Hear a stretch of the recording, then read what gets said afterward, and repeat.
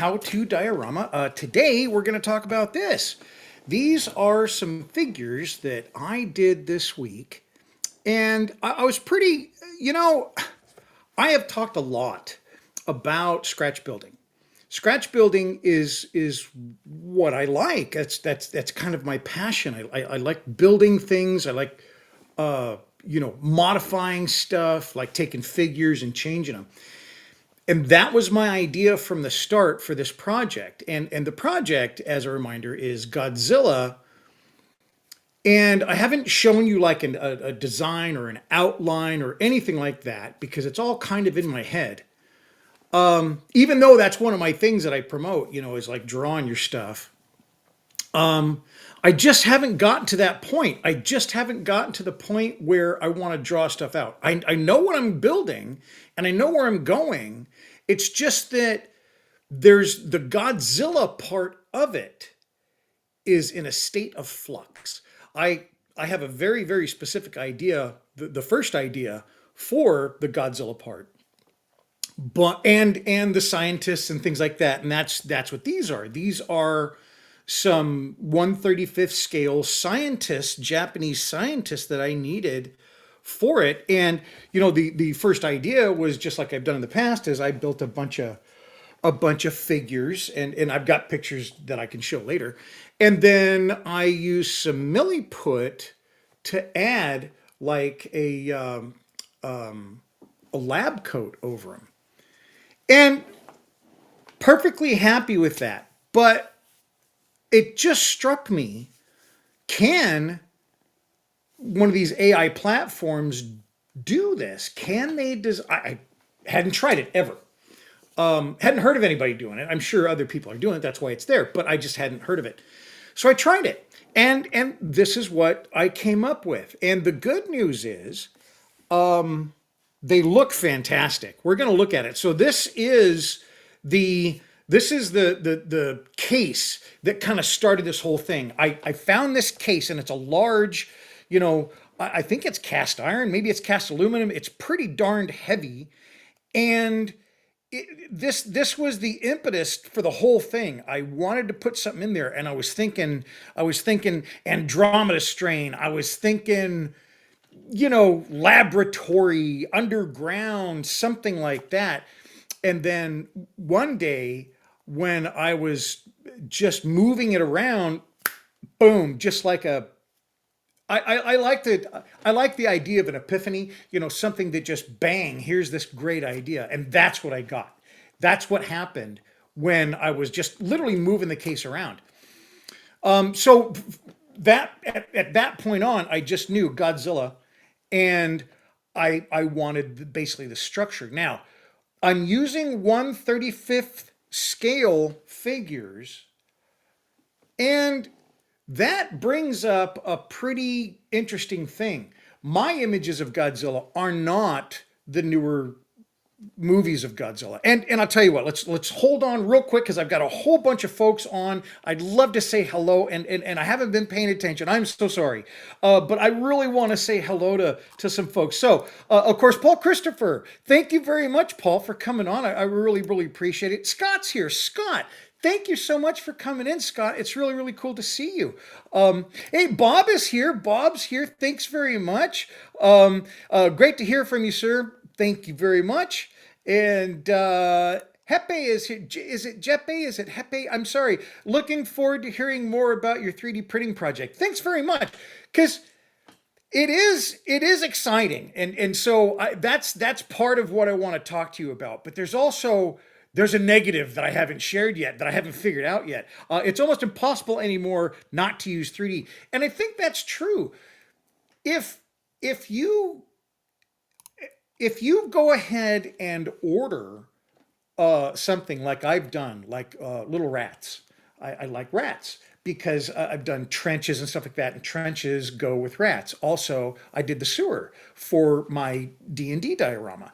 That needs rats. And so I order these, and I'm like, I wonder how they design these. Well, most of them are designing them in 3D. Some kind of software. I didn't know if it was AI or whatever, but that's where they're designing it. The neat thing is I was in CAD for 30 years. you know, that kind of environment, manufacturing and stuff like that. So I mean, I was a tech at one point, but then I went into sales, and so once I went into sales, I wasn't as familiar with the CAD and stuff like that, but I could always use it, right? So I did CAD and I did all this computer stuff like that. So when I started this, it was important to me that I didn't necessarily want to do the computer stuff for my art. I considered my diorama stuff art. It's like an artistic expression. So I just didn't want to do that because I love doing it by hand. But what I found was when I'm looking at the figures that I can buy and they're not quite there, because I had a wonderful suggestion from, man, I'm going to mess this up. I can't remember the person that, it was a wonderful suggestion. Use, your other figures that do have long coats, like I did in Wolfenstein. Just carve it away and then put the Japanese heads on them. I'm like, that's a great idea, So that's still a backup if this 3D printing thing doesn't work, or if my modifications don't come out the way I like. And I'm going to show you a real tight shot of this a little bit later on. I took a picture of it so you can see, and it's just nowhere near as nice as the 3D renderings I got. So we're going to look at those two. But the point is, I did have that little thought of, man, I've kind of built this whole thing up on scratch building, though I use kits all the time, and I've bought other 3D things. But I always talk about scratch building, so it was a little bit of a conflict for me. I didn't need to put that on anybody else, but for me internally, it was a little bit of a conflict. I love new technology, and I have a 3D printer. And I've had a 3D printer for 5 years. Anytime I do a skeleton in one of my dioramas, it's some skeletons that I 3D printed many years ago, because I haven't printed on my it's a photon. It's the first generation photon. So that tells you how old this thing is.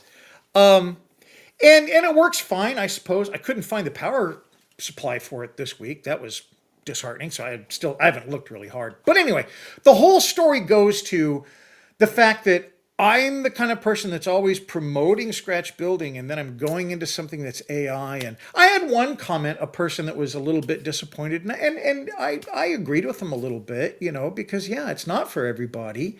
But I also find that it's not as easy as you think. It's not that it's this, I don't know. I'm going to show you the prompts I gave it. I'm going to show you what happened, and you can be the judge. I hope you don't judge, but you can find if this is something that you like or you don't like. How's that sound? So why don't we just look at them? Because I think that the images came out pretty darn good. Hepe says it's quite a few advantages. For example, you get a better detail and faster results. Yeah, now, and that's a really good point. And I'll talk about the faster results part too. Excuse me. Okay, so I'm going to go over to this, and I want to show you some of the images, and this is just great. So here are two different images. The gentleman on the left was the very first one I described, and that right there, looking at him, I was like, you're kidding me. Look at that detail. That is just wonderful. And this is something that I do kind of struggle with. When I did my Tarawa,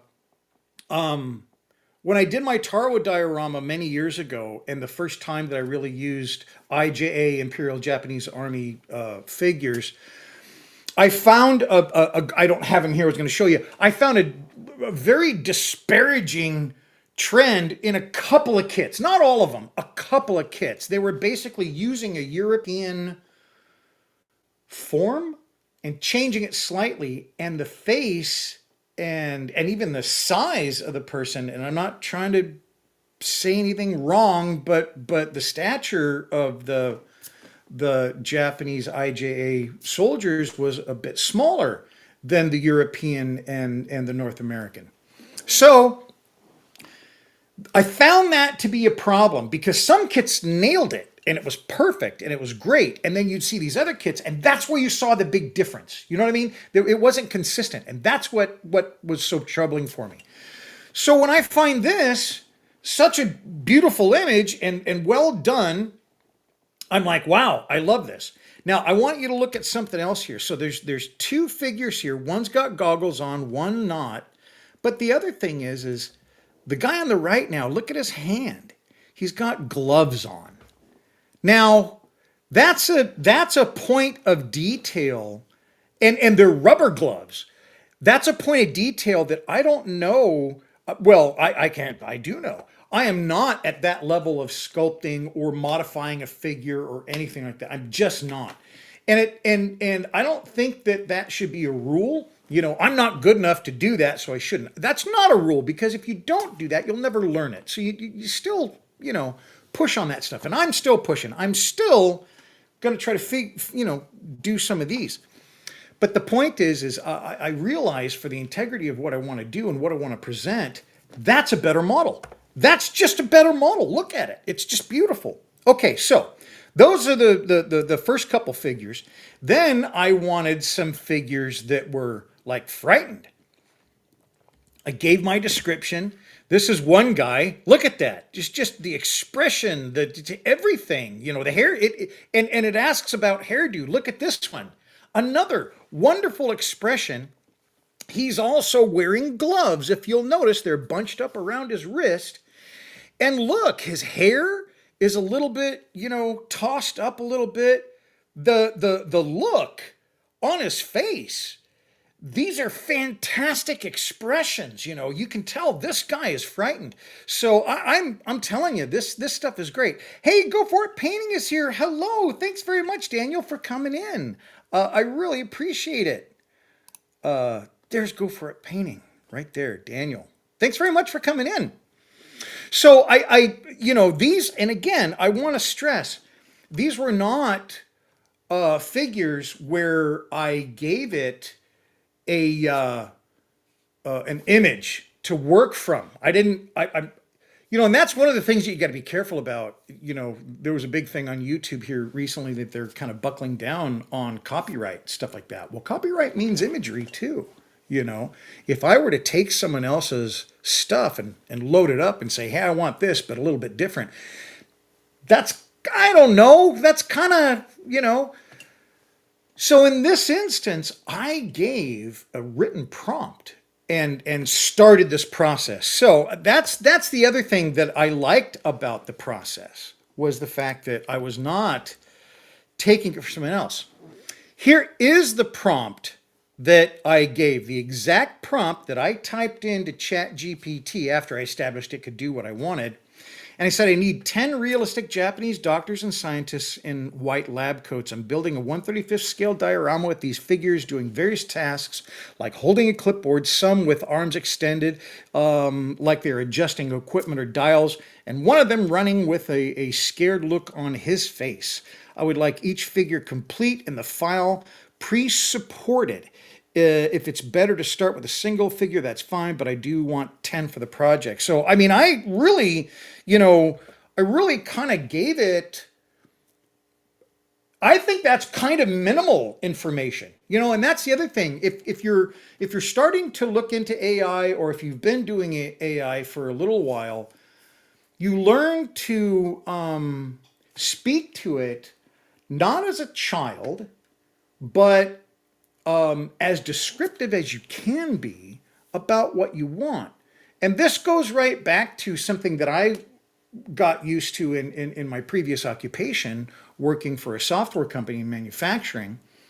In speaking about an algorithm or in speaking about trying to figure out a logic problem, a lot of times the language that you use can be translated into code. Now that is a very, very washed over view of it. But the point is when I was talking to our developers, because I'm not a developer, I was a salesperson, and what my job was to interpret what our customer wanted and then relay that to our developers and the development team, we had a bunch of people, in a manner in which they could understand it without not without talking to the customer, but even beyond what the customer wants, because I understand the software, I understand what the machinery needs to do. I understand what our capability. It's kind of this weaving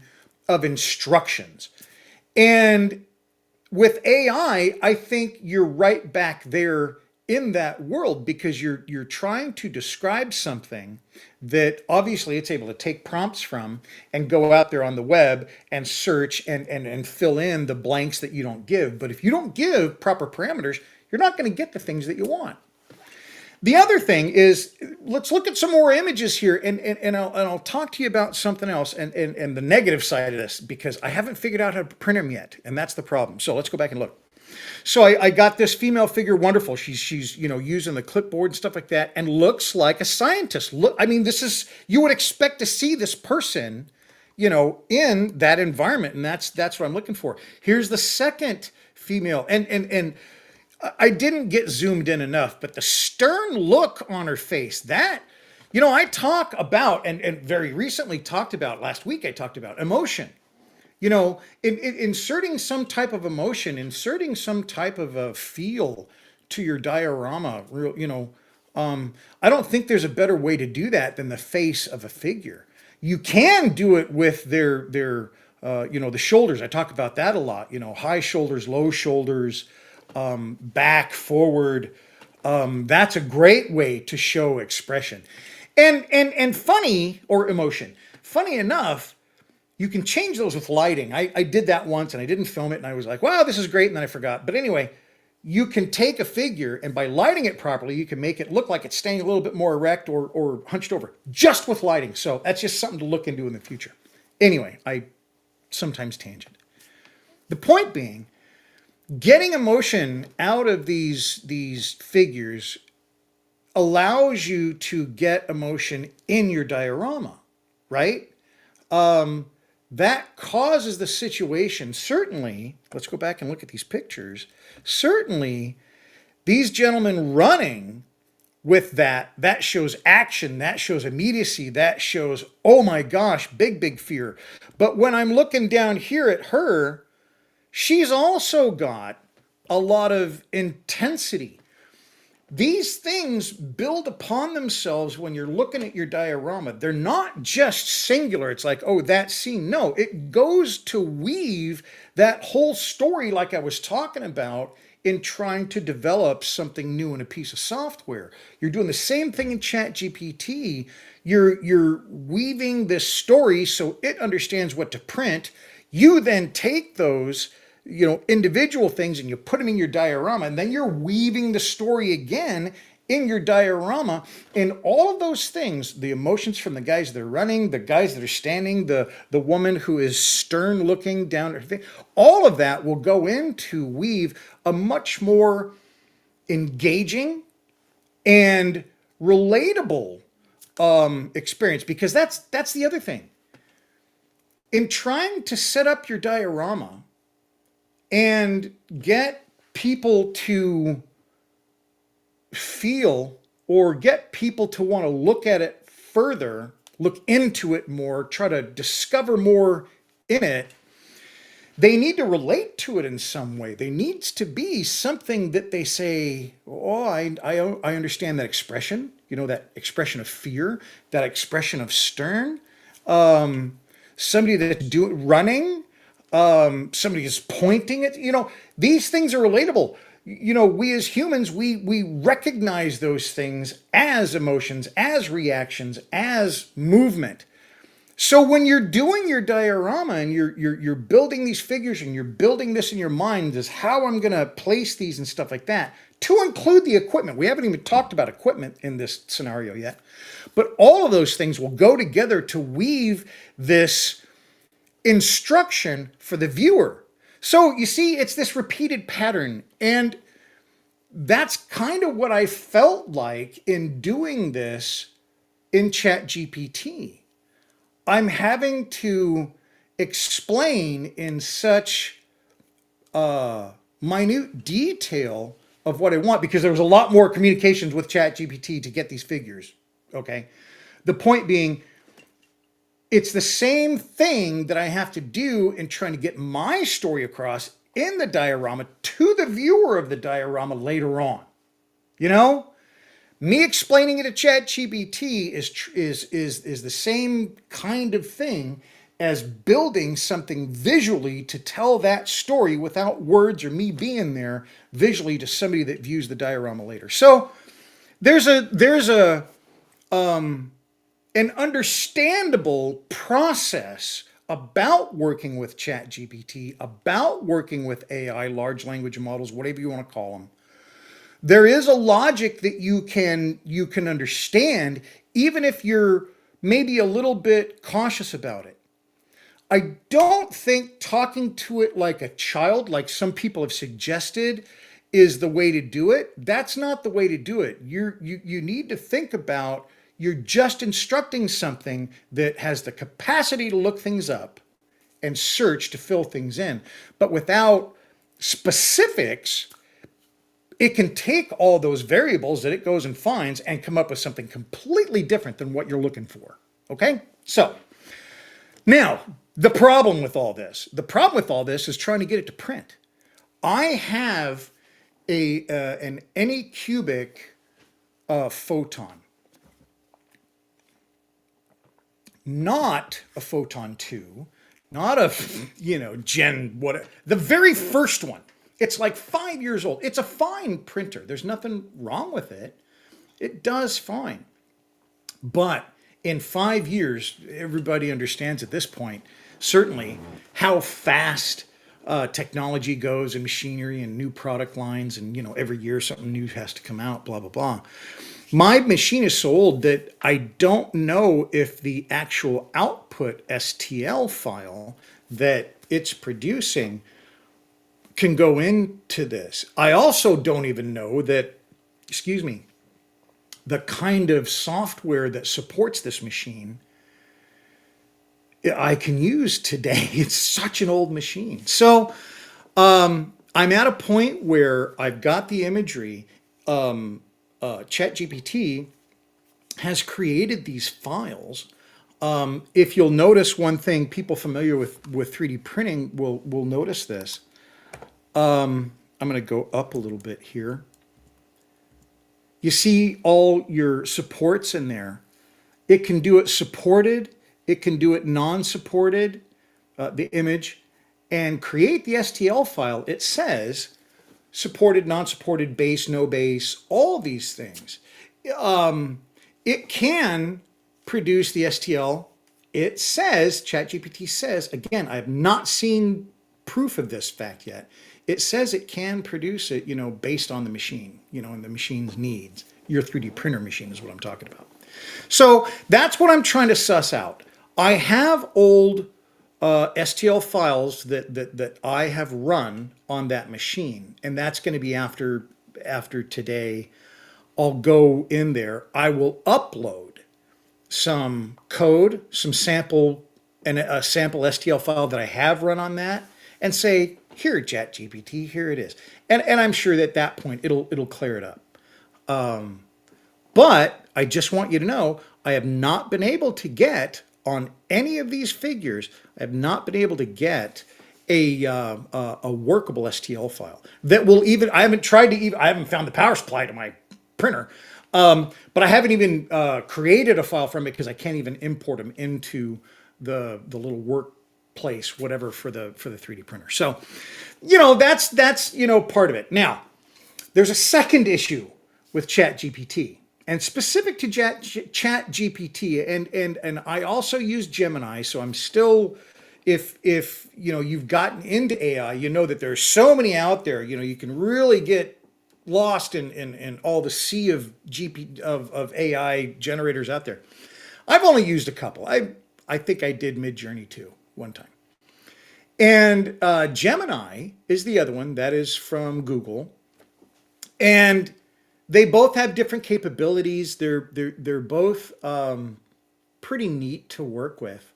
What I find is on a large project like this, where I'm doing 10, your AI model is not so, or your AI program that you're using, app, whatever you want to call it, is not so good at a long project. Now, I'm using the free instance of both. I haven't paid for anything. It's got limited capabilities, so I can't speak to a paid version of anything. And I think for the imagery I'm getting and stuff like that, it's doing fine. But because I don't have a paid one, I have worked on these figures for 3 days.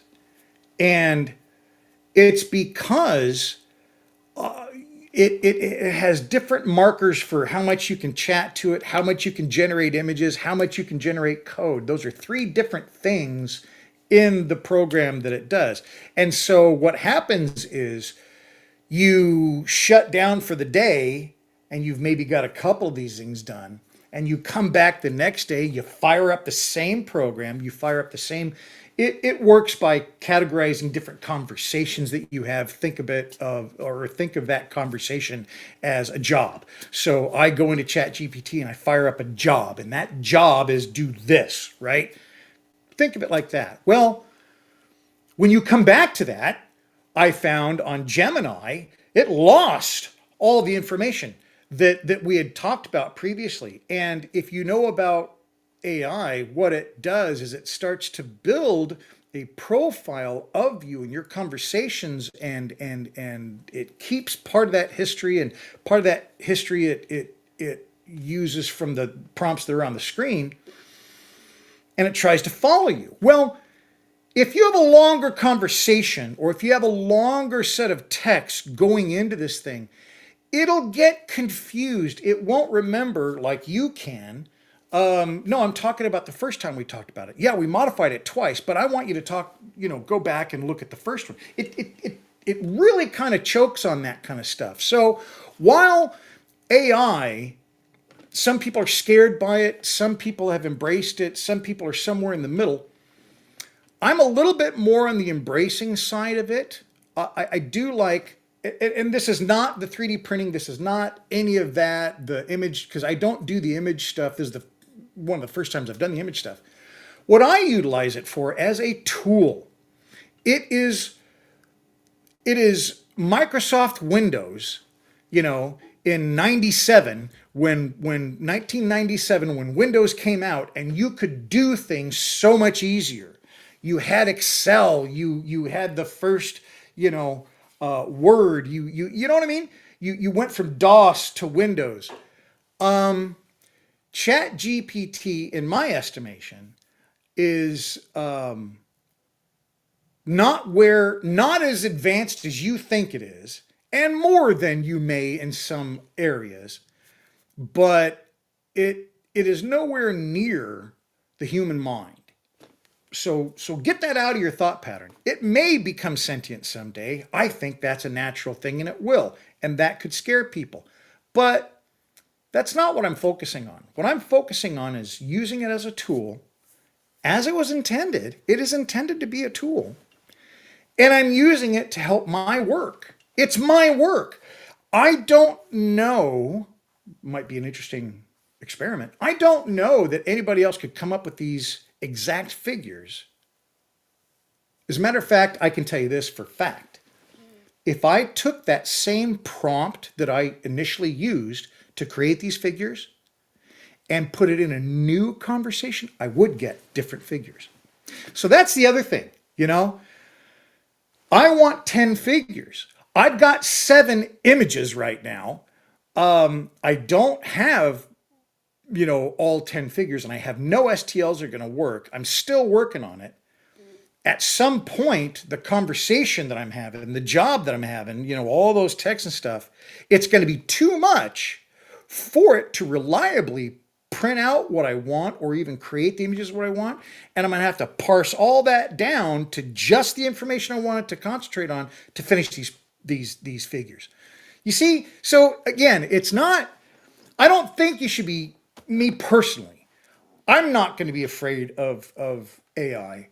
I'm going to try to utilize it as a tool. And if you're of the same mind, I think you'll enjoy that experience. I am enjoying using ChatGPT and other AI models, but it can be frustrating. So yeah, that's just kind of I just wanted to throw that out there. I've heard a lot of thumbs up, thumbs down, all this kind of about AI and stuff like that. Does it take away? Does it destroy the artist? You see these videos and stuff. Animation is dead.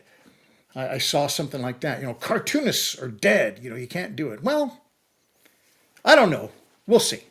So, if you have any questions about these figures or creating stuff like that, like I said, I'm still learning and I'm still going to be continuing with these because these 10 figures that I want are going to work with the other figures. And let's look at those real quick.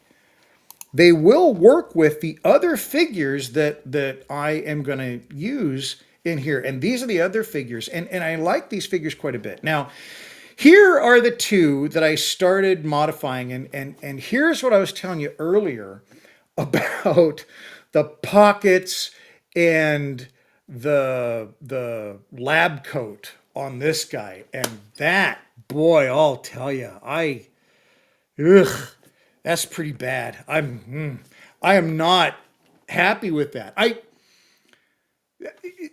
It's only on there partially because I'm still also trying to figure out how to work with the milliput in this way. I've used milliput a lot, but it's always like sandbags and simple stuff or like a branch of a tree. It's pretty simple stuff. Sculpting like this is a whole different thing. And I didn't sculpt it because I'm not necessarily a sculptor. What I did was I put it on there and then I started carving it to get this. So I just put that blob on there, and because I rolled it out and tried to do this thin thing. It didn't work. It didn't want to stick. So I finally just globbed it in there, let it dry, and then started carving with my knives and chisels and stuff like that. I haven't really used my Dremel on it yet, which I might, but I'm not thrilled about getting that stuff up in the air either. So that's how that's coming along. And I'm going to continue with it. I think that's necessary. I do want to be able to, and this is just a personal thing, I do want to be able to build a figure someday from scratch. That's just part of the journey. You know what I mean? For me, diorama building is a wonderful way of expression. And that's a side of it. Right? But the other side of it, for me particularly, are the skills and the techniques and the methodologies and the philosophies and the building side of it, just the doing part. How is this done? I think if you tune into this and you have any interest in my channel, I think that's probably you too. You're highly curious. You're highly creative. You're very inquisitive. You're not like that person that's walking down the street and you see something neat and you're going, yeah, whatever. No, you're like, hey, what is that? And when I think because that's how I am, and I think because you watch, you're that way too. You have that kind of incessant curiosity that goes well beyond what just comes to you. You have to search for knowledge. You have to search for the answers you're looking for because they're not readily available. And I've always been that way. And that's what I love about this whole process. There are things in diorama building that I just haven't done yet. Whether I can just say, oh, forget that, I can now 3D print. That doesn't mean I don't want to learn how to carve a figure or sculpt a figure. You know what I mean? It's a goal. So do with that what you will. If you're on the fence on it, give it a shot. I've been doing the AI stuff for a long time. And then the primary thing that I use it for is organizing. Something else I imagine you know about me if you've seen my videos. I tangent constantly. It's hard for me to stay on one track because I have like shiny object syndrome, or there's a bird, and and I'm off tracking the bird, or just like the example I was given previously. What's that? I don't care, and I'm like, hey, I got to go check that out. I'm that kind of a person. I could just bang go off and sometimes not come back to my original point. What AI has done for me is it's helped me to organize in a fashion the things that I'm trying to do. Well, I know exactly what I need to do, but what's first, second, third, and fourth? And how do I keep myself on task so I don't bang off onto something else? Those are some of the things that I use ChatGPT for, and it's wonderful, and it works for that. They're small little bits and stuff like that. Again, if that conversation or if that particular thing goes on for too long, it gets wonky and it's not consistent. Because this is the other thing I think that is just huge, is ChatGPT is constantly updating the information you're looking at. So with new information comes in, like the start of the conversation, maybe it started today and then it finishes up tomorrow.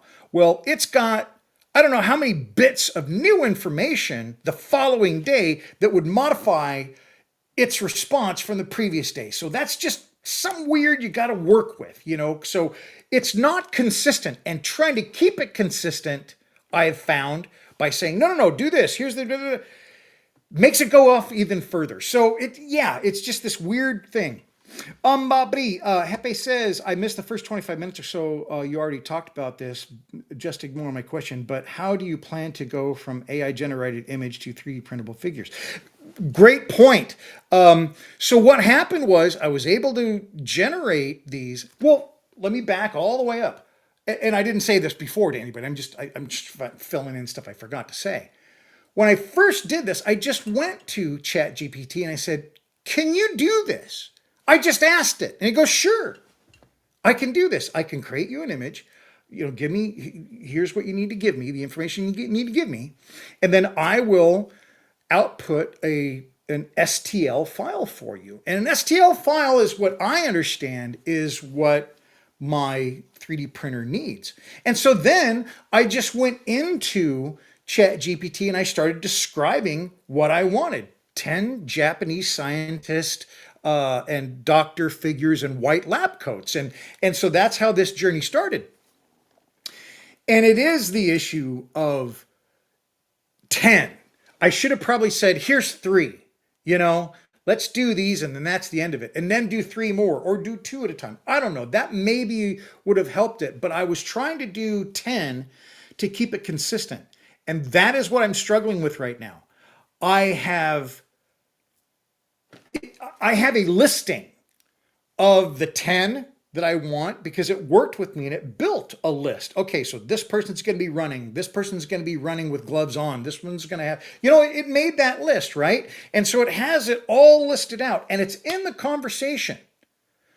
But later on, because there was problems and stuff like that, so we've been talking for a couple of hours, back and forth, I don't know, 30 or 40 interactions. And then it's supposed to be working on number 7, and it's female and not male. When I said clearly, and it had lined out in the outline of the figures we're going to make that it was male. So, and there were female scientists that I had baked into the situation, but it's doing weird stuff. It doesn't have really a memory. It has things it can remember that help build your profile, and each, these AIs has their different thing where it has a different way of kind of building a profile about you or the project you want to work on. So it does have this base information to work with. But like I said, you take it for too long and it'll get bungled up. It's not like a word processor where I'm writing a book and I got my chapter done and I hit save and every single thing is there. It's just not like that. It isn't.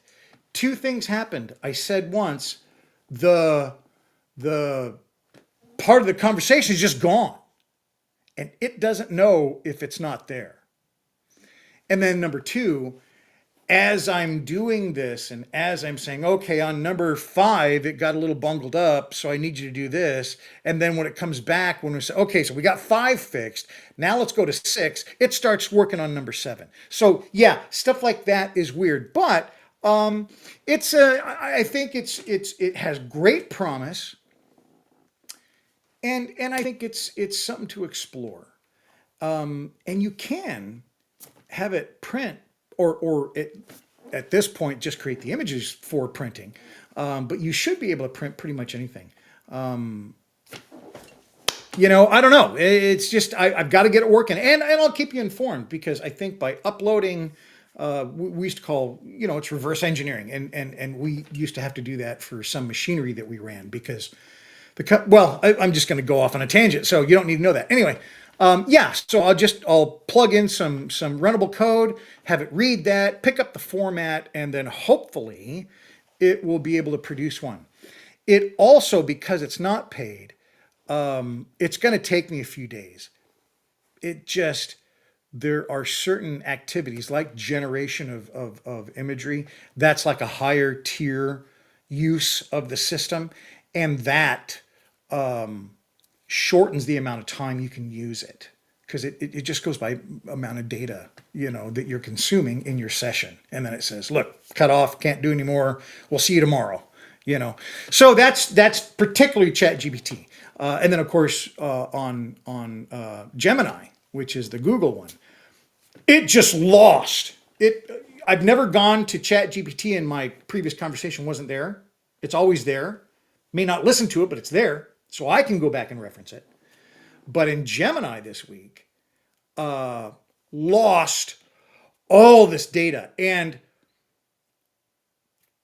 I don't want to go too far on this AI thing, because there's a lot more to life than AI. But I teach AI what I want. That thing about giving it proper instruction, giving it the matrix that it's going to need to go out and find other information to give you back the thing that you're asking for. Well, I had done a lot of that. And when that gets destroyed or lost, and this is over a number of hours, in building that profile and building up that information and building the data, the background data that it's going to need to complete the task I want for it. When that's gone, and it's not supposed to be, it confirms it's not supposed to be. That is so frustrating. That was a very, very big negative for me. I had a heck of a time, sorry for saying that. I had a heck of a time with it, because it lost that information. So, you got to take the good with the bad. It's a brand new thing. You think about new technology like this, it's still being developed. AI will be a completely different thing in a year and 15 years and 30 years. So give it some time. Okay, I would like to move on. What do we got? So this is one of the figures that I'm super excited about. This is one of the pre-made figures. I think it's a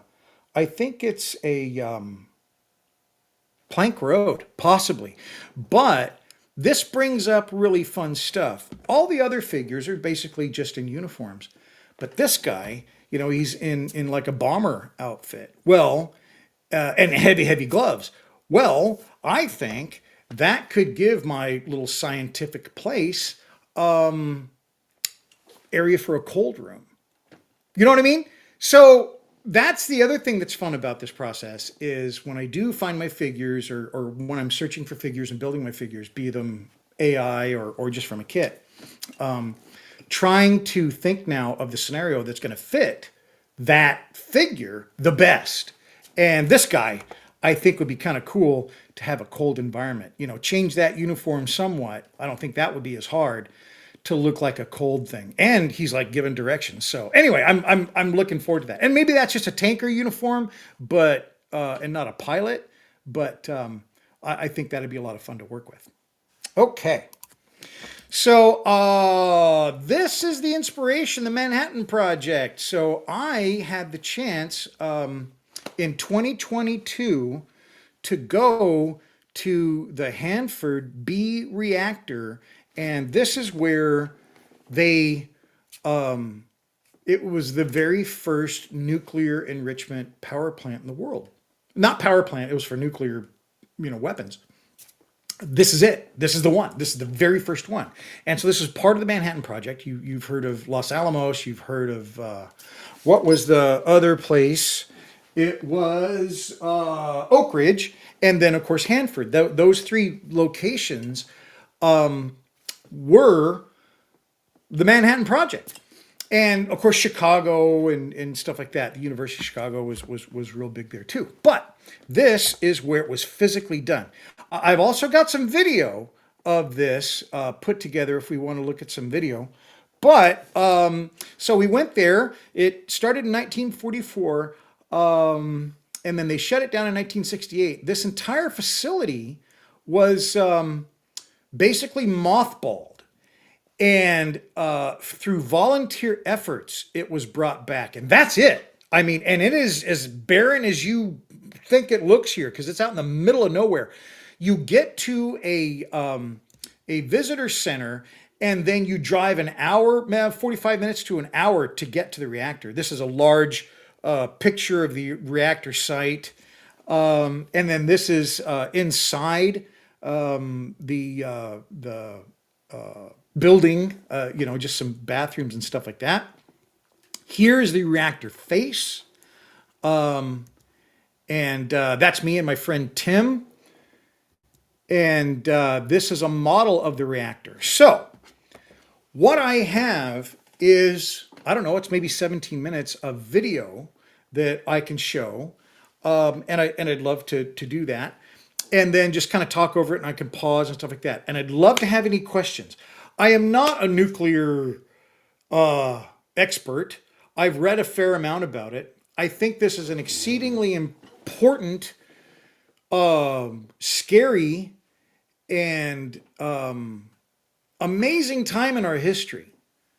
It was, for me, it was, how did these folks get to the place where this was necessary? You know what I mean? That's and the immensity of what they did. What you're seeing here is a picture of the same place that I'll show you pictures of. You walk into it in these videos I'll show you. But we're standing where those six gentlemen are standing, and they are loading a rod that goes into the core where the plutonium is enriched. And it's a remarkable thing. And here's some of the control panels. That was one of my main interests, was the control panels, because I think they're really, really cool. And so I'm going to be building some control panels. And that's what this is, started out as. So what I'm going to do now is we're going to go and look at this. Maybe not, because I think I just closed it. I did. Hold on. I'm sorry about that. I get goofy. But we're going to... I hope I didn't close something wrong. No. Sorry about that, folks. I am going to open something for you here. And it's a video that I shot while there. And it's not just one. It's kind of a compilation of it. And that's why I got to go find it. Because I had it working and I closed it. When you do this, it is a national park. So when you roll up to this deal, you go to a visitor center, and then at that visitor center, you load a bus. And so here I've got our video. Let's take a look, and I'll talk you through it. So here is, I don't know why my ball cap is there. It does not supply water to is the B reactor. B reactor has no water. And so as you enter, you will see on the driver's side porta potties. So those are facilities for if you need to. That's the front. So now you walk in here, You walk in that front door. This hallway is about 35 feet long, and then you come into the main reactor place, and this is what you see.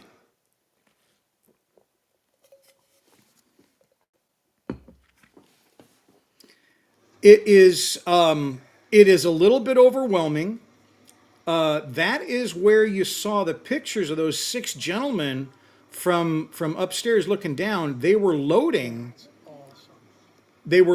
cores and rods into that. I can't remember how many rods are in there. That's all explained on the tour, of course, and I could have probably written that down. There were a lot of tools that they were made just specifically for this. Of course, this had never been done before. This was an absolutely new thing. Nobody had ever made a nuclear reactor. So they were cobbling together stuff. They were, making changes to existing tools and things like that. They had machinists and machine shops working overtime, constantly just churning out things just to try and make this all work. So a very amazing time. The amount of money that was spent on Oak Ridge and Los Alamos and Hanford to bring all this together was astounding. It kind of set the way for, unfortunately, how some of the ghost money funding is done in the U.S. government these days. Now, this is a really big thing that I didn't really expect, and that's pumps. There's an amazing amount of water in the nuclear field, and the funny thing is my best friend, I've talked about him before. He worked in the nuclear industry for 30 years. I know nothing about it. He knows everything about it. But there's a lot of water equipment because of pumps and systems that had to move this fresh water and contaminated water. So they had to have complete systems that were separate. And sorry about just, the speed of the camera here, but this whole area was completely mothballed. So everything that was brought back online, nothing was brought back online, but everything that you're seeing here was literally had to be rebuilt, repainted, and then in some places, some things replaced because this thing had been shut down and nobody had entered it since 1968. So it was a pretty big job.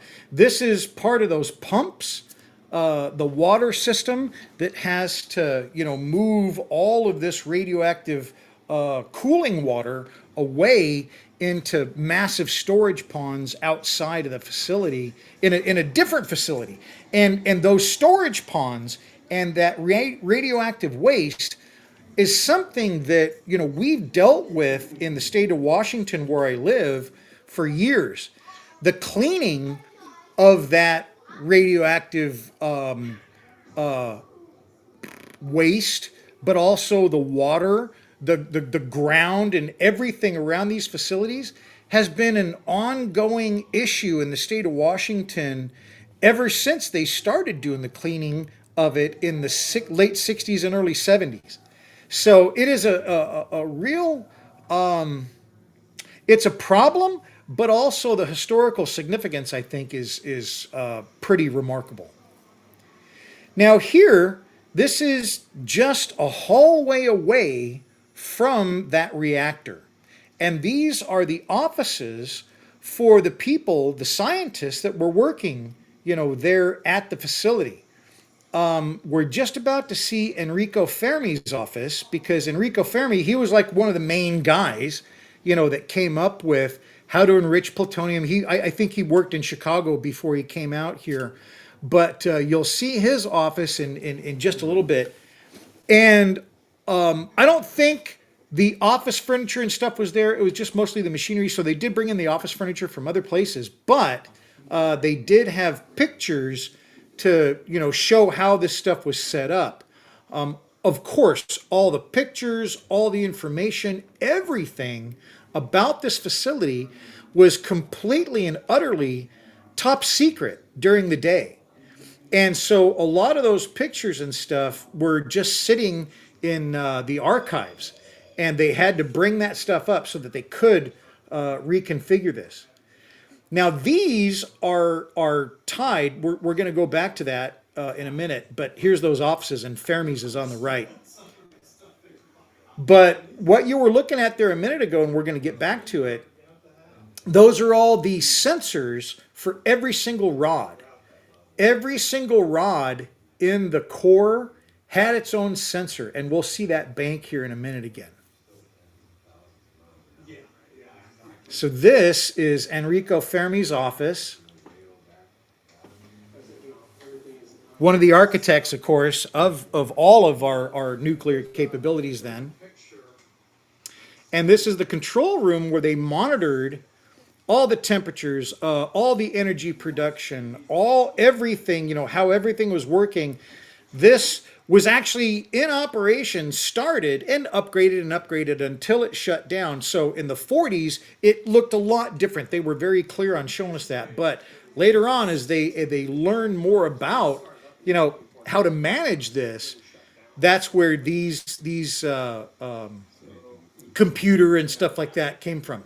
Now, the other thing to remember is all this stuff is analog. So there's nothing in here that's digital. It's all analog. And so that's why the size of some of this stuff, it's pretty remarkable. Those are some of the original operational photos.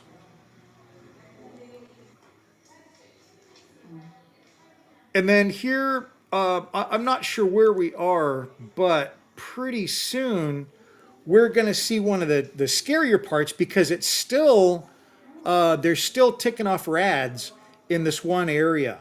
And you will for eons. This is like a medical station. They had to have all of those things right there in case somebody had an accident. And accidents did occur. And in most instances, unfortunately, because they didn't know what to do, they didn't have any safety protocols, they hadn't learned from it, a lot of people, lost their lives. But it was very safe as well. So I can't, I don't want to say anything contrary to that. All the original equipment. And I think we're coming close to seeing, these are operational photos when it was in operation. And they had, I didn't include it here, but they had a massive workforce. They built up a town all around this. And it was an amazing thing. There's one poster that shows how much like milk and eggs and cigarettes and everything that they used during that time in the construction of this. Okay, I'm going to try and go a little bit forward here. Okay, here. This is the scary part. So this shows where this is the back side. So we started on the front side. This is actually the back side of the reactor, and this is where the spent fuel cells would come out. And that place still has little rad meters. This is showing the gentleman working in that area, but that's where that stuff comes out. I think it's called the transfer bay. Now below that floor actually has a rail yard going through it. So there's portions of that floor that lift up to load things into rail cars.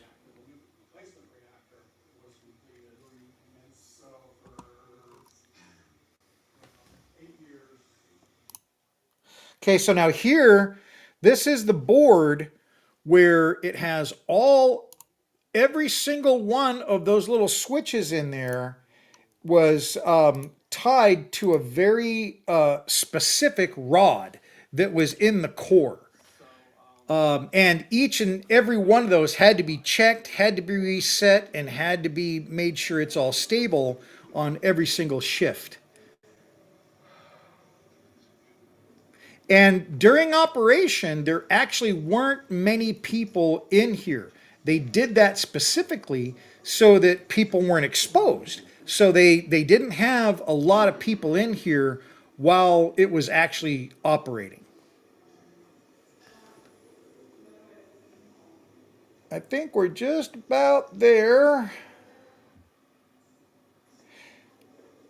And I don't know if there's, I would imagine there's an Oak Ridge and maybe a Los Alamos tour, but this tour is in Washington State. It's a free tour. And, you have to sign up for it. Here's one of the rail cars. That is one of the nuclear containment deals for transporting the enriched plutonium. And then that is the entire facility again. This is kind of fun. This is a 10-foot long hacksaw. They didn't have room to take there you go. That's the end of the video.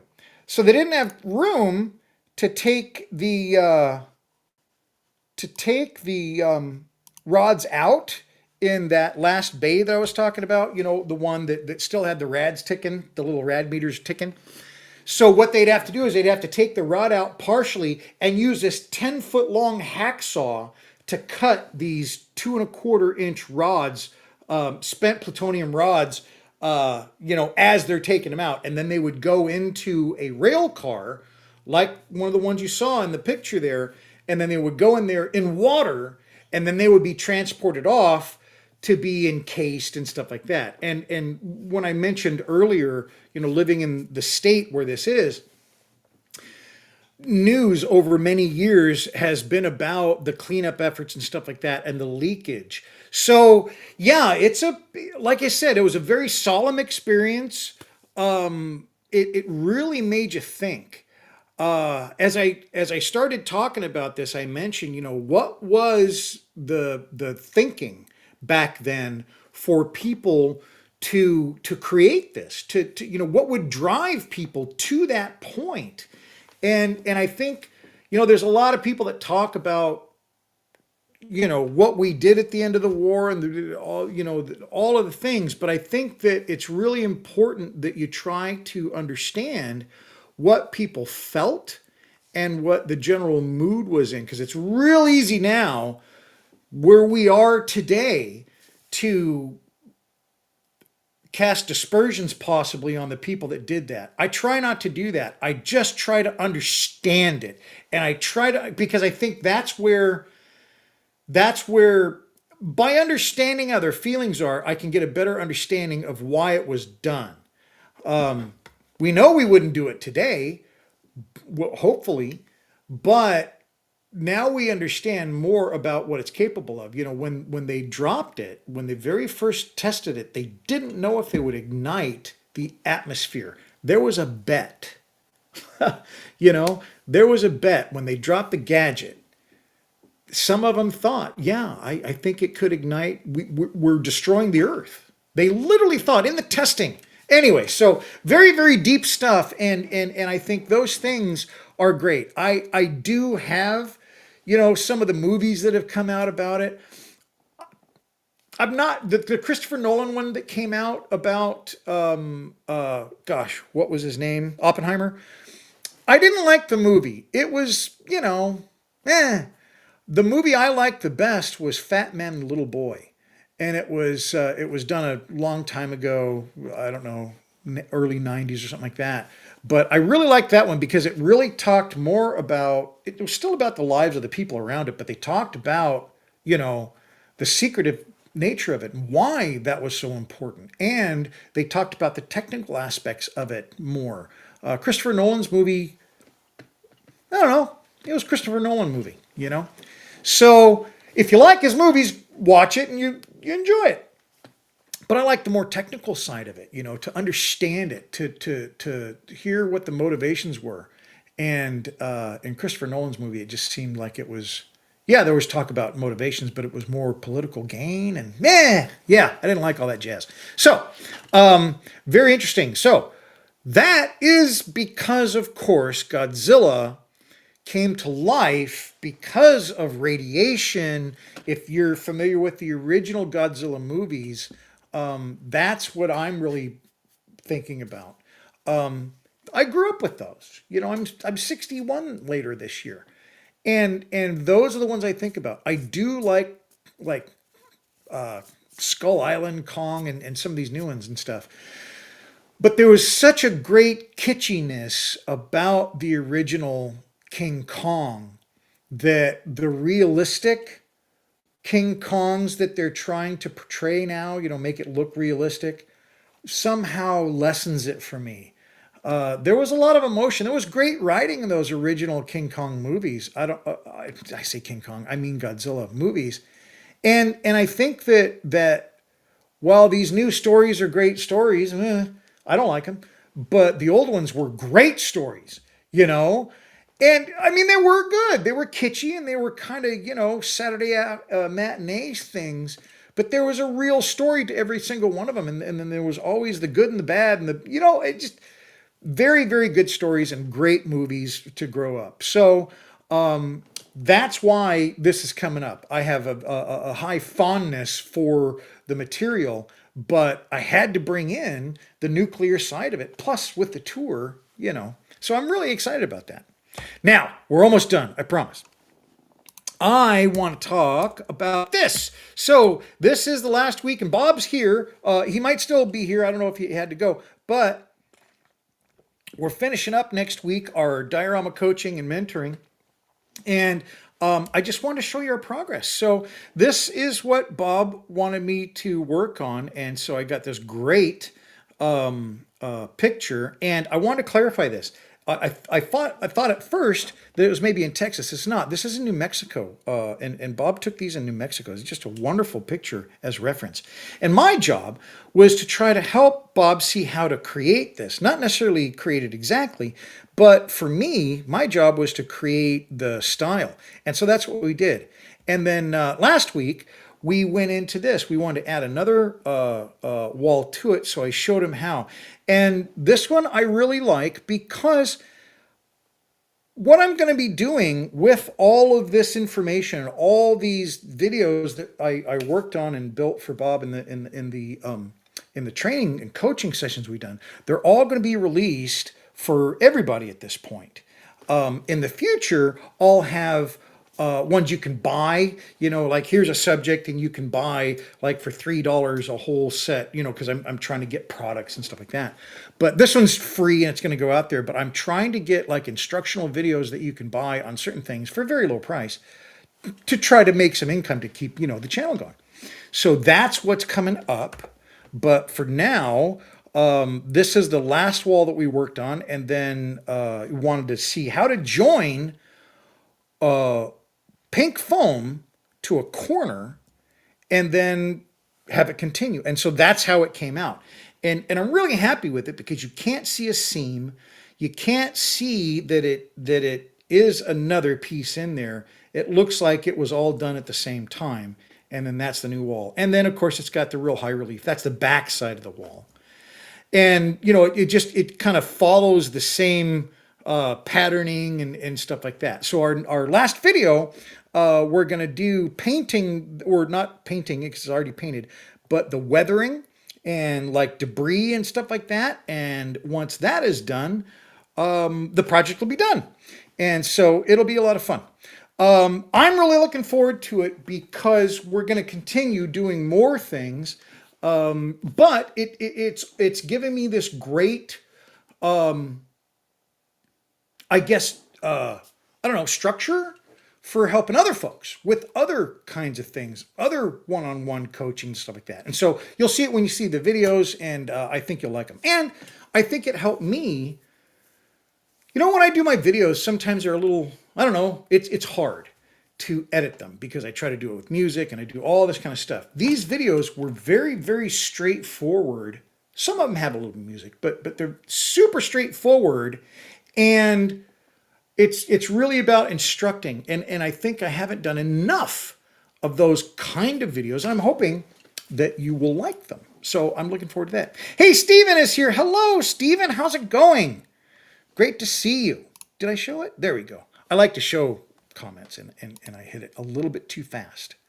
Well, thank you so much, folks. I really do appreciate it. And I also wanted to bring up my patrons as well as my YouTube members.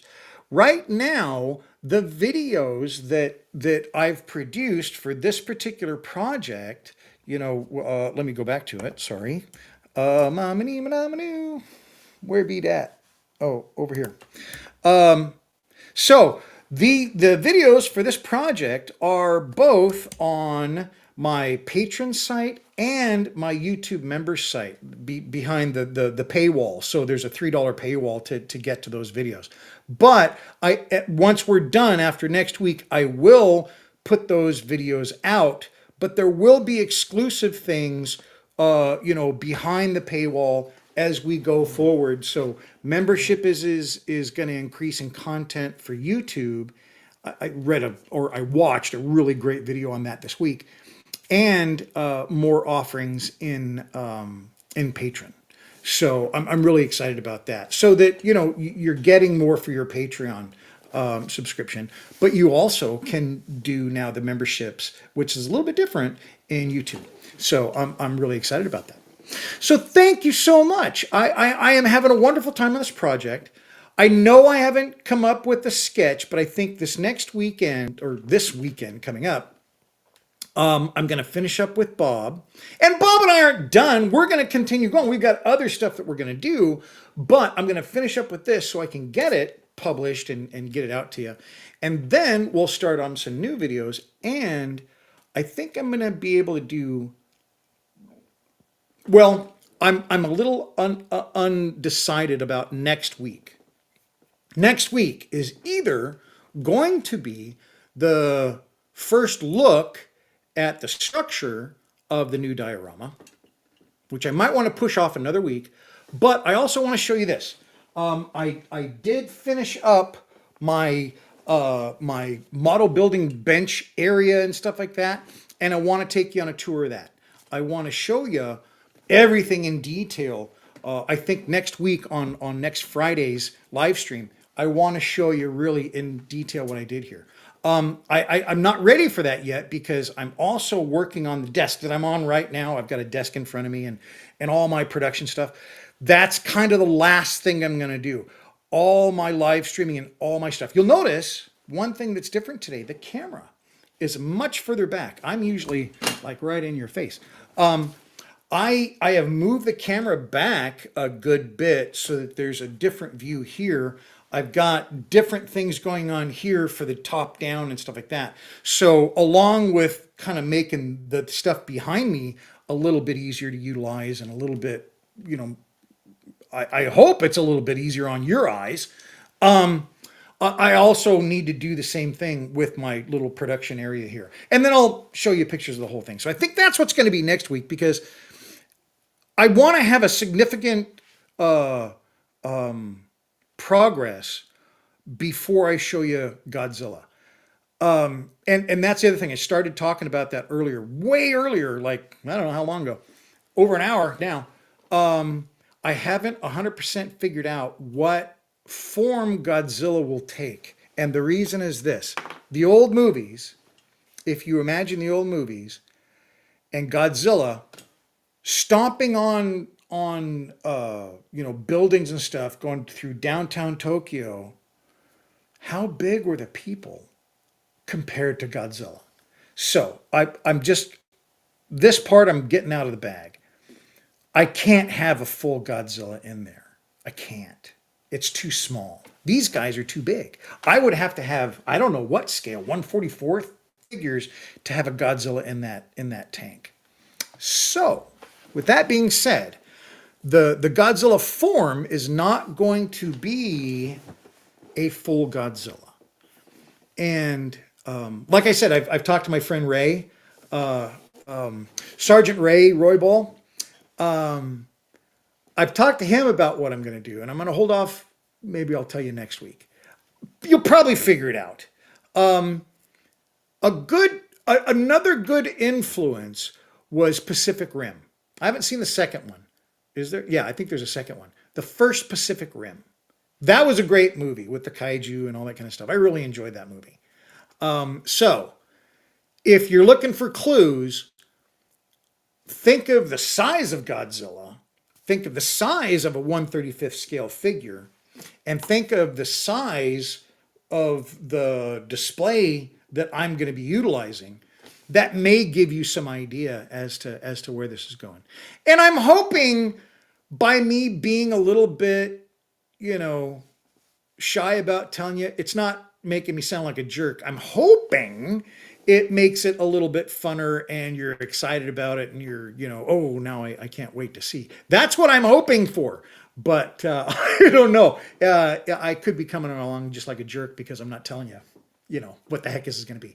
I just don't have a great way of showing it to you now. And I think in a week or two of working on it, I'll have a much better way of showing you something that I'll be really excited to show you. So that's why I'm being a little bit, catty and not, or catty's not the right word. Aloof. Aloof is the right word. By not saying anything. So I hope that's okay. But thank you everybody for coming in today. I really enjoyed it. And I had a great week. The AI figures, I'll figure it out, and I'll tell you if I'm able to print them or not. I don't even know if I will print them because of my machine is so old. And I haven't done it enough. I'd have to practice and, do it and calibrate all that stuff. I might, if I'm able to get usable files that can be printed, I may have somebody else print them who does it and who knows how to dial in their machine. Half the time when I print on that thing, because I don't do it enough, they don't come out like I want. They come out, but it's not exactly the way I want. I have this little file that I just rerun a bunch of times, and it has 6 skeletons on it. And 2 of them come out perfect, and the other 4 don't. And I don't know why. Their whole body comes out, but their heads, the skulls aren't there. But the other 2 are perfect. So it's just something, and it's that kind of thing on 3D printing, the physical part of 3D printing, that I just haven't invested the time in because I just don't do it enough. So yeah, I might be giving them to somebody else, but I do hope I can get them. I do hope these figures come out. And my hope is that when I've got all 10 of them done and printed, then I can make those available to somebody else, which is another thing that I'm looking at doing. I haven't sold a physical product yet. Merchandise and stuff like that I'm working on. I've said that for a while, but I am working on it. These, see, ta-da, I got, but a physical product I don't have. And I think it would be fun to be able to come up with my own design and then make it and then offer it to folks that are maybe interested in it. And if these 10 Japanese scientist figures, it's going to be 8 men and 2 women, Japanese scientists, all Japanese. If that works, I'll make those available to folks because why not? I think they're great. So that's what's going on. I hope you have a wonderful Friday. I hope you have a wonderful weekend. I am going to be doing some stuff. Later today, it's editing. I'm going to be talking to Bob. And then this weekend, I've got some more yard work. And then I'm working on the diorama. So I hope you have a wonderful weekend. I hope you get a chance to get on the bench. And I hope you get a chance to build something beautiful. Thanks very much. Have a great day. We'll see ya.